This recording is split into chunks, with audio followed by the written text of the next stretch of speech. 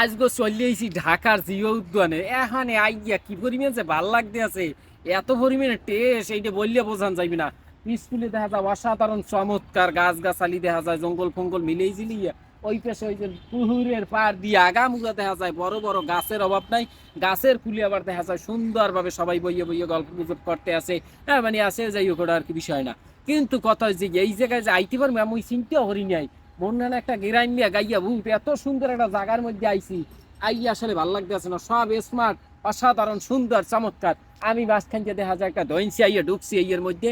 যাই হোক, জিও উদ্যান তো আসলে দেখা যায় পার্ক না, এখানে আইছি আমরা উদ্যান মুদ্যান একটা বিষয় আর কি, ওই রকমের একটা ভাব টাব লইয়া। কিন্তু আইয়া দেখা যায় টাস্কি খেয়ে গেছি, ওটা কোনো বিষয় না।